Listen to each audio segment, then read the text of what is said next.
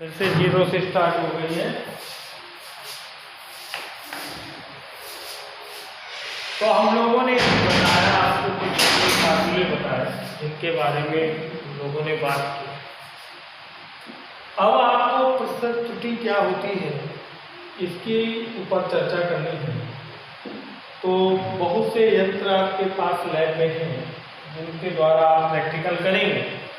तो उसमें एक होता है वर्नियर कैलिपर्स। Vernier callipers. अब वर्नियर कैलिपर्स आखिर है क्या, ये आपको लैब में दिखाया जाएगा।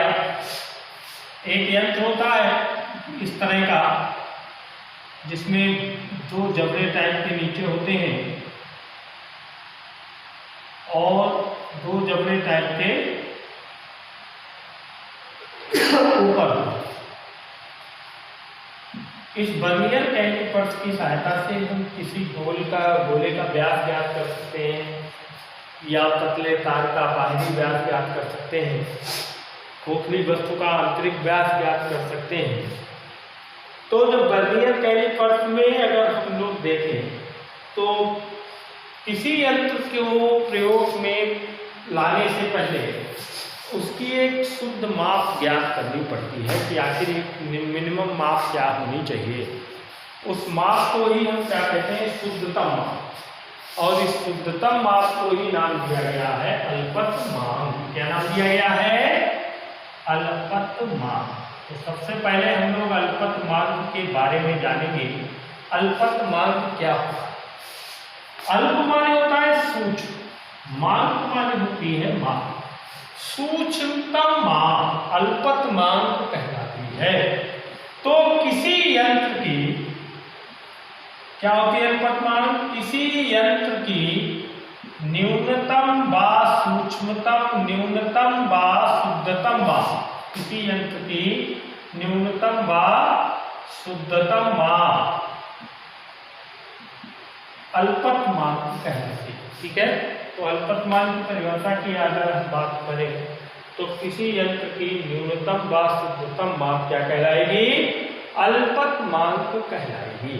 ठीक है, अब इस न्यूनतम व शुद्धतम माप को हम लोग कैसे ज्ञात करते हैं वो यंत्र के ऊपर डिपेंड करता है। और इस माप को ज्ञात करके फिर उसकी कुल माप हम लोग निकाल सकते हैं। तो प्रतिशत त्रुटि की अगर हम बात करें तो प्रतिशत त्रुटि निकालने के लिए दो तरह की वैल्यू होती है। एक वैल्यू होती है जो वैज्ञानिकों ने पहले से सिद्ध करके दी है, जिसको हम लोग प्रमाणिक वैल्यू कहते हैं, प्रमाणिक मान कहते हैं। एक मान होता है जो हम लोग लैब में अपने सिद्ध करते हैं, इसको हम लोग प्रायोगिक मान कहते हैं। तो दो तरह के मान होते हैं, एक प्रमाणिक, दूसरा प्रायोगिक। तो अगर हम लोग केवल त्रुटि निकालें तो त्रुटि निकालने के लिए क्या करना होगा? प्रमाणिक मान में से क्या करेंगे? प्रायोगिक मान को घटा देंगे। अगर हम लोग प्रमाणिक मान में से प्रायोगिक मान को घटा देंगे तो त्रुटि निकल के आ जाएगी। अब हम लोग प्रतिशत त्रुटि की बात करें तो प्रतिशत त्रुटि क्या होता है? प्रतिशत में बदलना। तो किसी वस्तु को प्रतिशत में बदलने के लिए क्या करते हैं? 100 से गुणा। लेकिन प्रतिशत त्रुटि निकाली किस में से जाती है? शुद्ध माप में से। तो प्रतिशत त्रुटि का जो पहला फार्मूला बनता है वो ये हो जाएगा, प्रमाणिक मान माइनस प्रायोगिक मान बटे प्रमाणिक मान गुणा 100। 100 में प्रतिशत में बदलने के लिए 100 से मल्टीप्लाई करते हैं। तो जो पहला सूत्र निकल के आया प्रतिशत त्रुटि का वो प्रमाणिक मान माइनस प्रायोगिक मान बटे प्रमाणिक मान गुणा 100। अब इस सूत्र की सहायता से आगे की ओर चलेंगे तो हमने आपको बताया था कि दो तरह की वैल्यू आपके पास है, एक प्रमाणिक है, दूसरी प्रायोगिक है। वैज्ञानिकों ने जी का मान स्मॉल जी गुरुत्वीय त्वरण था, उसका मान 9.8 मीटर पर सेकेंड स्क्वायर निकाल के रखा है। ये वैज्ञानिकों द्वारा शुद्ध मान है, इसमें कोई त्रुटि नहीं है।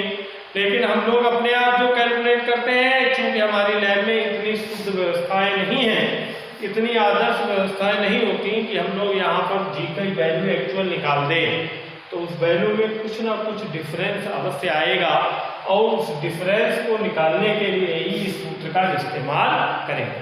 ठीक है। अब दूसरा एक जनरल सूत्र आता है प्रतिशत त्रुटि का। वो सूत्र क्या होता है? प्रतिशत त्रुटि बराबर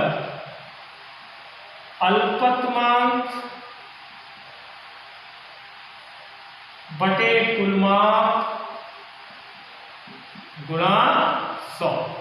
एक ये प्रतिशत त्रुटि का फार्मूला निकल के आता है, अल्पतमांक बटे कुल माप गुणा 100। तो दो जनरल फार्मूले आपके सामने हो गए। एक प्रतिशत त्रुटि का प्रमाणिक मान माइनस प्रायोगिक मान, यानी कि जो पहले से सिद्ध है वो प्रमाणिक, प्रायोगिक का मतलब जो हमने प्रयोग द्वारा निकाला, बटे प्रमाणिक गुणा 100।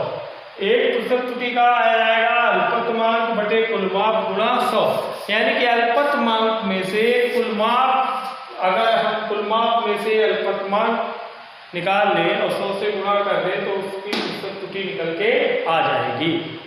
तो प्रतिशत त्रुटि निकालने के लिए जो जनरल सूत्र दिए हुए हैं, जिनकी सहायता से हम लोग प्रतिशत त्रुटि निकालेंगे, और प्रतिशत त्रुटि में विशेष बात होती है कुल माप की कि कितना मापना है और कितना उसका शुद्धतम मान है। जैसे अगर उदाहरण के तौर पर देखा जाए तो 1 मीटर लंबी कोई छड़ है, मान लिया ये 1 मीटर लंबी छड़ है, इससे हमें 20 मीटर नापना, तो कितनी प्रतिशत त्रुटि होगी? तो यहाँ पर अगर हम देखें 1 मीटर लंबी छड़ है आपके पास और इससे कितना नापना है? 20 मीटर नापना है। ठीक है। तो यदि 1 मीटर लंबी छड़ से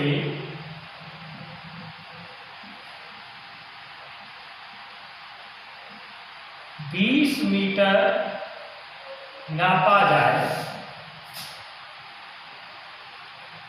तब प्रतिशत त्रुटि,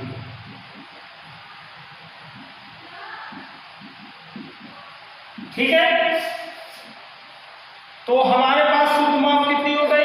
1 मीटर की, क्योंकि 1 मीटर लंबी छड़ थी तो ये उसकी शुद्ध माप हो गई, ये शुद्ध है। अब कुल माप कितनी हो गई? 20 मीटर। नापना कितना है? 20 मीटर। तो हम अगर यहाँ पर प्रतिशत त्रुटि निकालेंगे तो प्रतिशत त्रुटि बराबर क्या है? अल्पतमांक बटे कुल माप। अल्पतमांक कितना है? 1, कुल माप कितनी है? 20 गुणा 100। कैंसिल करेंगे तो कितनी त्रुटि आ जाएगी? 5% की त्रुटि आ जाएगी। ठीक है। तो अल्पतमांक क्या होता है? न्यूनतम व शुद्धतम माप, जिसको किसी यंत्र द्वारा मापा जा सकता है उसको अल्पतमांक कहते हैं। ठीक है। कुल माप, जितना माप को आपको मापना है वो आपकी कुल माप कहलाएगी। तो प्रतिशत त्रुटि क्या हो जाएगी? अल्पतमांक बटे कुल माप गुणा 100। तो ये आपकी प्रतिशत त्रुटि का फार्मूला हो जाएगा। ठीक है। तो कल आपको कुछ जनरल सूत्र याद करके रखने हैं, क्योंकि इसके आगे ये न्यूमेरिकल पार्ट है, इसमें थ्योरी नहीं है, तो आपको उदाहरण दे दे के समझाते हुए करेंगे। तो कल जनरल फार्मूले आपको ध्यान रखने हैं सभी के, जो अभी तक आपने पढ़े। ठीक है। तो जो बाकी बच्चे बचे हुए हैं, चाहे 10th A के हों चाहे 10th B के हों, एक ग्रुप में मैं आपको भेज रहा हूँ और दूसरे ग्रुप को आप अपने में ऐड करके उन बच्चों को भी बता दें कि ये रेगुलर पढ़ाई आपकी विधिवत रोज एक नई वीडियो डाली जाएगी, जिसको आपको देख के पढ़ना है और अपने घर के काम करना है। धन्यवाद। ठीक है। तो सभी बच्चे इस चीज़ का पालन करेंगे।